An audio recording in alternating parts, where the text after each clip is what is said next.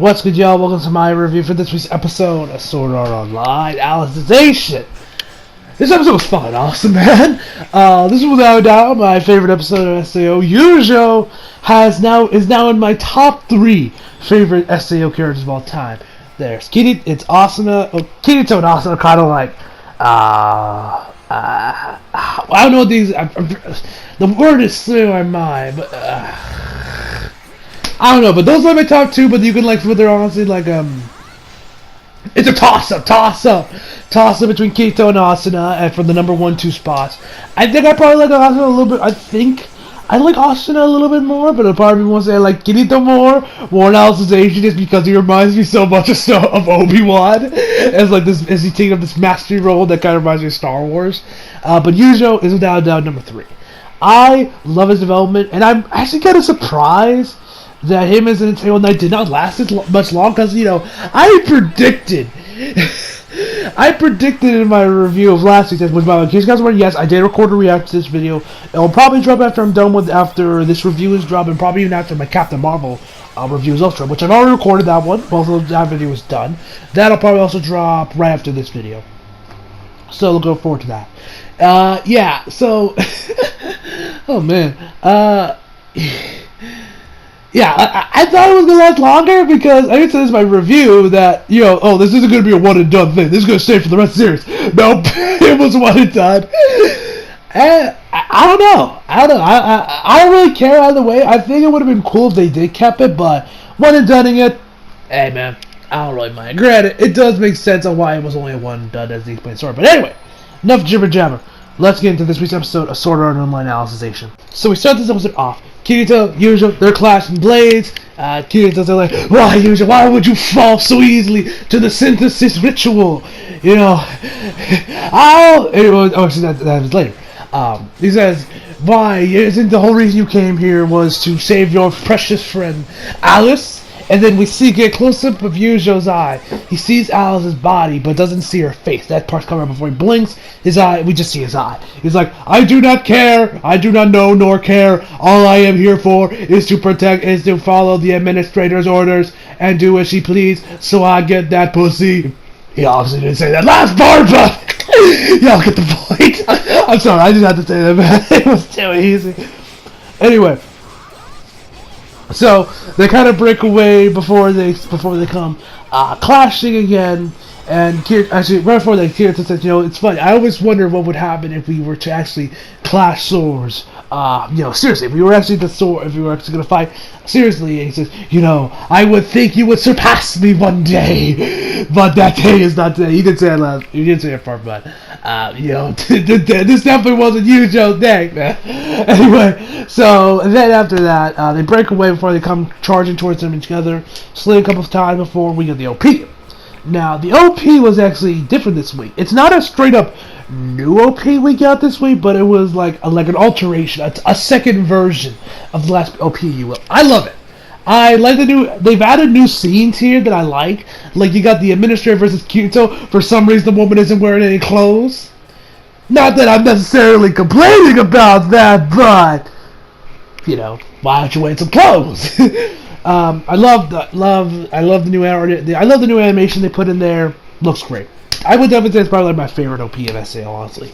We get back.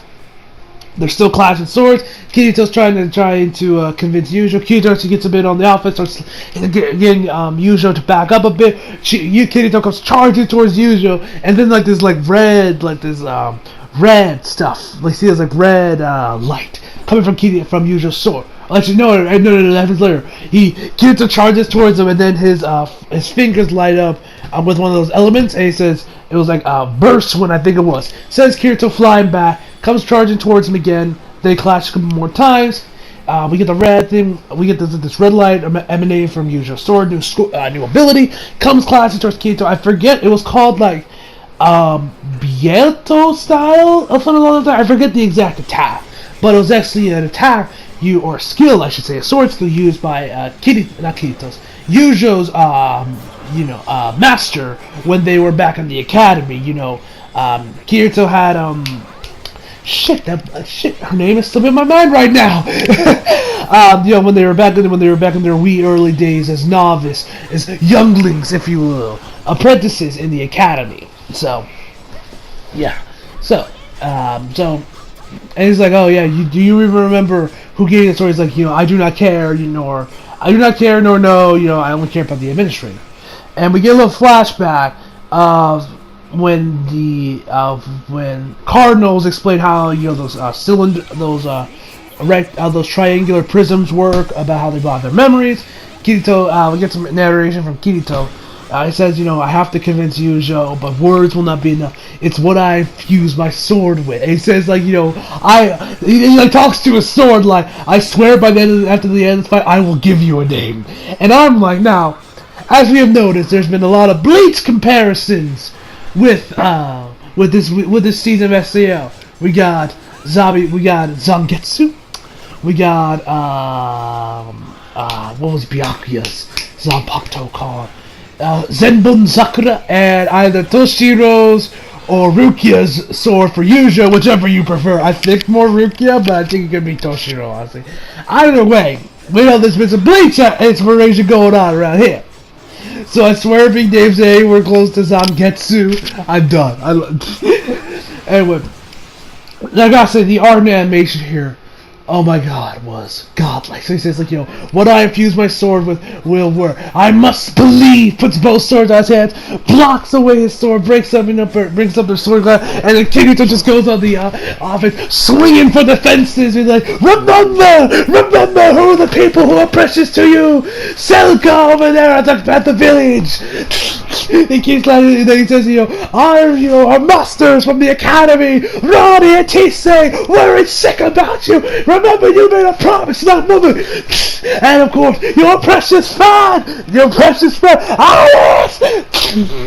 And this actually starts to work on Eugeo a little bit. We see an opening pop up before Kirito keeps slashing away. Gets a couple good hits on Eugeo. Eugeo gets a couple hits on Kirito. Oh no! Wait, no, actually, no. That happens later when they really start landing some decent hits. So they clash at, where was I? Yeah, they're clashing, and then Eugeo, after all this stuff with the clashing, after he brought up Alice, that's kind of when Eugeo started to regain memory. He started getting a little bit more control. He smiles. Kirito's like, Eugeo? Oh, actually, there was another part when Eugeo, not Eugeo.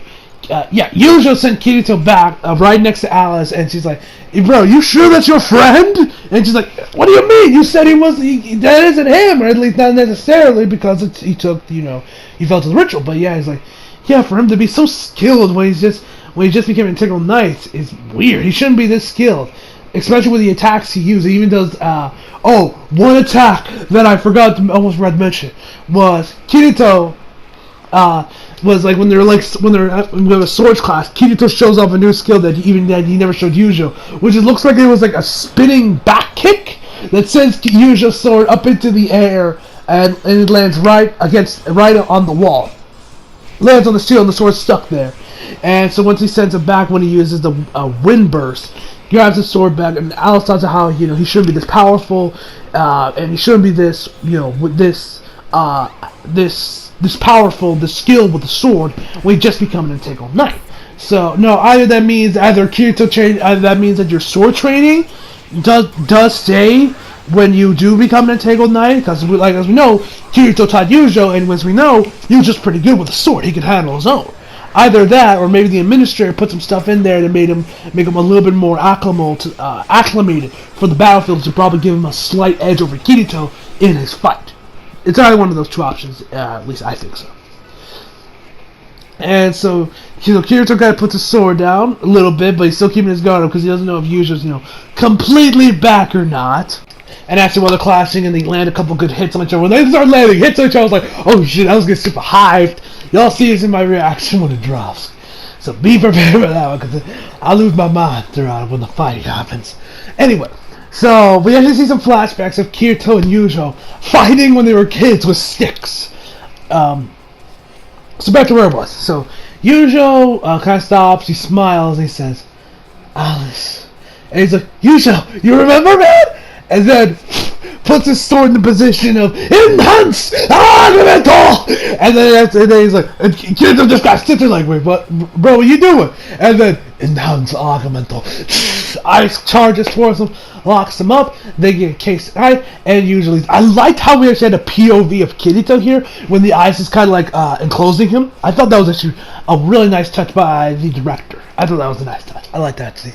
Before it just kind of goes up on the elevator and just goes up. I was kind of hoping we get a couple more Star Wars references in this fight. Maybe a scene when Kirito has the high ground. He says, "It's only usual.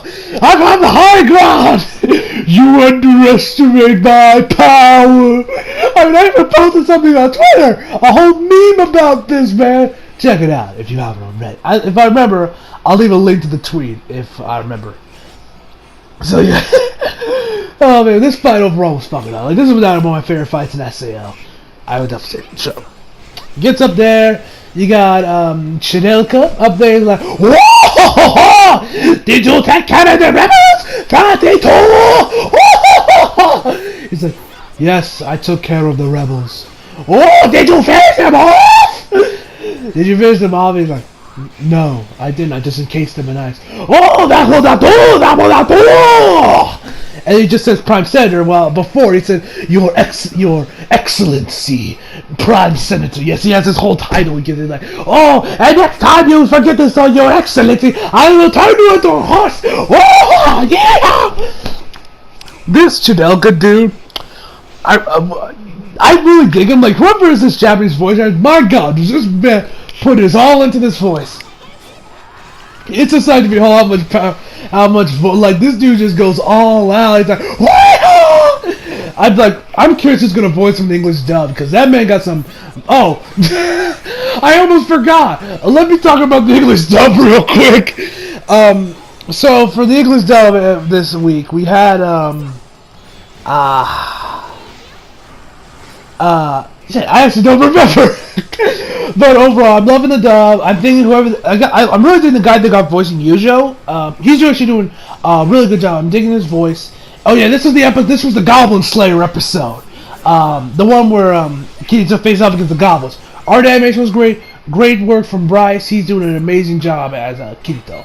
I almost forgot. I've been slacking on talking about the English dub because how long these reviews come out. Because when these reviews come out, Tsunami happens, tonight. I've been forgetting to talk about the dub, guys. So I apologize on that. So yeah, overall, I've been really digging the English dub so far. I think Aniplex is doing a great job with it. Definitely looking forward to episode 10, and I'm so curious who's going to voice Ronnie and Tisei, because Godspeed to those two when they do episode 10. Dear God, I can only imagine what the recording session for that is going to be like. Oh my God.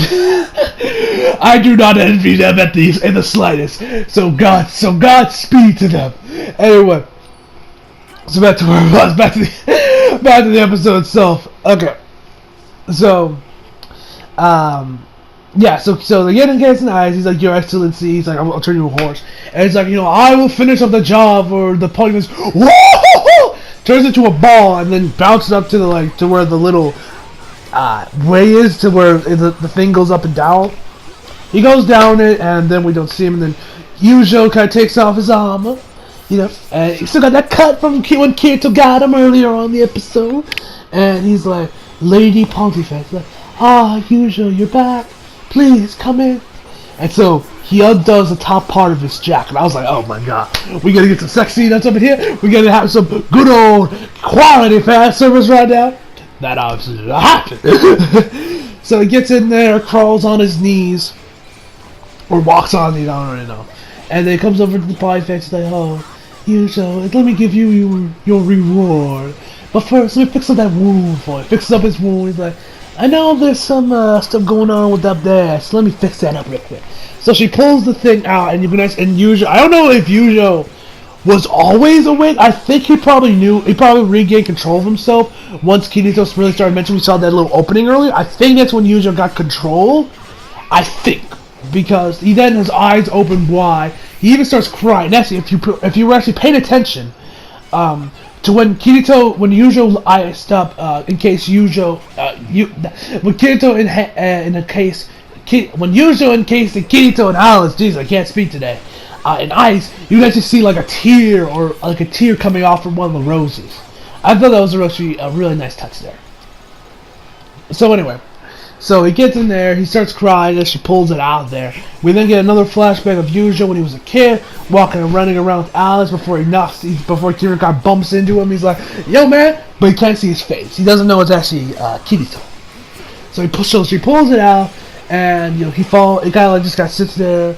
She gently puts Eugeo on her lap, and she's like, let's restart let's start the ritual. So I got this new update one. I'll put it up deeper next time. Make sure it's only in the deepest parts what you hold precious to make it not so easy for Kirito to get it out. So she tells him to recite the ritual. It was like remove core protection, and then he says, and then she's like, wait, what the hell is going? And then rises up there, grabs the knife and starts, and is about to stab her with it, but she got the shield up, so he's like pressing it as the wind going off like they're going like he just went to Sonic speed. It was the craziest shit. I fucking love to see this episode. This is where I was like really losing my fucking mind. So he's pushing against it. He ends up just getting sent flying behind him, rolling around. The knight gets sent back a little ways from him. So Eugeo gets right back up, and she's like, to think, I was going to give you everything. I was going to give you the love that you desire. And then she actually, because her clothes, I guess, were kind of ripped up from the whole little ordeal, she just takes them off.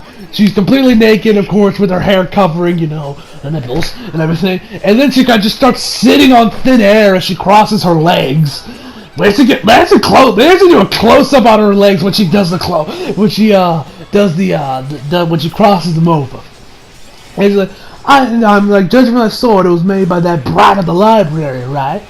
And that eternal, and then I was gonna give you all the love in the world, I was gonna give you what you want, the love you were seeking, yada yada yada yada. And I really dug Eugeo here. He finally, my man Eugeo finally started using his brain and started to not be tempted by the dark side. He told the dark side to go fuck themselves. I loved it. So he says, so the administrator says, you were so close to obtaining it. It's like, love is control, and to be controlled. Yes, you were so close to getting what you yearn for, what you were lacking in life, but no. I am willing to forgive you. Take that sword and destroy that puny little toy, so that I may forgive you and save your soul for defying the church. And I love he's like, love is like, I pity you. You're the pitiful one for not being able to view it any other way. You were just like me, yearning for, but you never received it. Love isn't something you earn, isn't something you get as a reward or a transaction. Love is like watering a flower. It's constant. It's constant. It's constant. That is what I think love is. Which I'm like, my man! I was cheering like crazy when Eugeo said that, man. And he was like, and she's like, oh, yeah, I guess I'll have to use the force. I guess I'll have to use the force ritual on you. Like I did that other girl you're so infatuated with. He's like, what? Alice. The girl you're so infatuated with. Yes, it took I think she said it took a day or a couple days for it to work on Alice. So Alice was one strong little girl over there. It took a couple days for her just never, I will not yield to you. I will not let you break my defenses. Which, yo man, Alice, man, that girl got some fire to her. Anyway. So he's like, oh, how's it feel that you'll share a similar experience that she did? This enrages you. I love the close-up on his face. They do this close-up, this upper close-up on Eugeo's face, and his facial expression, man, it's priceless. I hope to God that facial expression gets memed to hell. Please, internet, give me glorious memes with that image. I beg of you. I want that image all over my Twitter feed. Anyway. Oh man, so So this enrages Eugeo. He pulls his sword out and then starts charging towards her. Collides with the little barrier she got, because she actually says that no weapon can pierce her skin now. And he's like charging, he's like fighting against the shit. And he's just shatter. Doesn't manage to break it, but he just like kind of like bounces, kind of like comes off a bit. Before he's sent flying back into the wall. We actually see some blood kind of coming out of him a little bit, and so then he picks his sword up, gets right back up, and he's about to go in there for again, and then you got Kirito keeping like, please save me, save me, and then he gets right back up. I was expecting Kirito to just show up, grab him by the leg, and just throw him down there, and he's screaming like, no, no, no. That almost happened, but I would have loved to see that, man.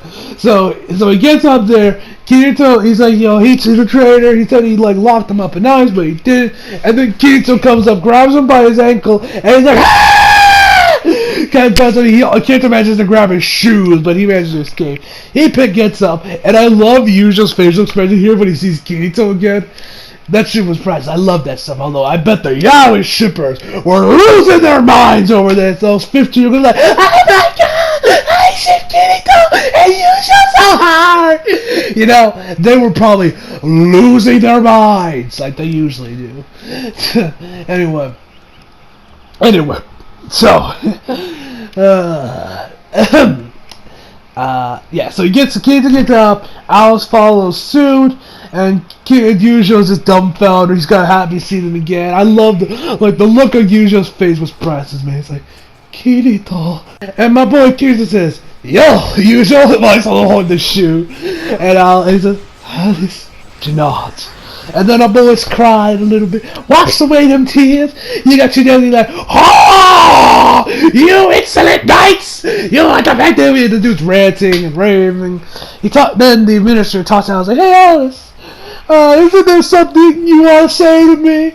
Don't worry, I won't get back. She moves forward. Alice is about to back up a bit, but she stops herself, puts her foot back down, puts her hand to her eye with the eye patch, brings her foot back up, and tells us that my mission is to bring peace and harmony to the human empire. Thereby, you are unquestionably need to be destroyed for peace and tranquility in the human empire. So please, kindly die. Okay, she didn't say kindly die, but she wants to. She sounds like, my mission is to defeat you and get rid of you. Yeah.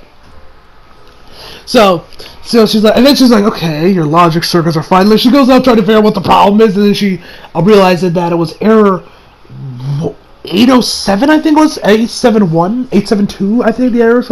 It was the code that appeared in Alice's eyes that exploded. She's like, you beat the brother on your own volition now, and Chidelkin is like, still ranting, and then, oh my god. Oh Lord, this scene had me dying.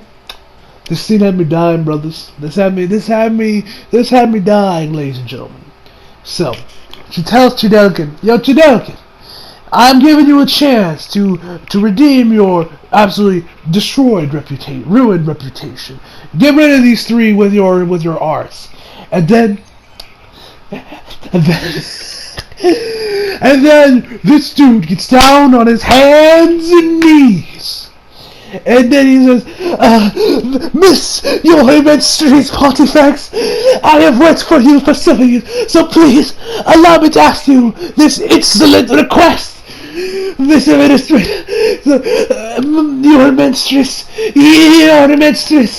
please, after I defeat, I am willing to lay down my life to kill these rebels. But after I do, please let me touch your immense body and kiss you.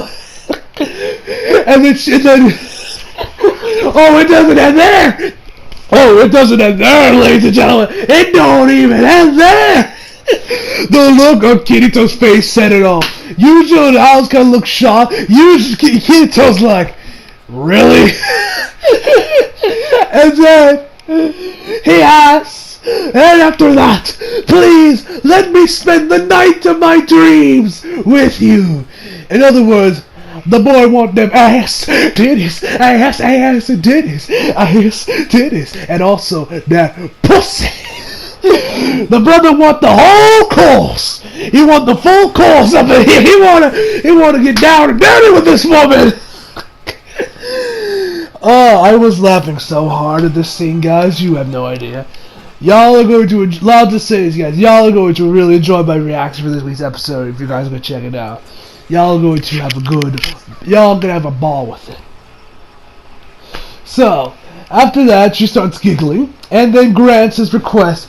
The dude then starts bawling, and then he gets like, I'm thinking snot out of his nose. He's like, I am overjoyed! I am over with supreme joy! Oh! Generate! Thermal elemental! It's time! And then he does this like old thing where he then like fireballs come hurling towards Kirito Eugeo, and Alice, they'll dodge him before he transforms into this giant fiery monster creature thing, and that's when the episode ends.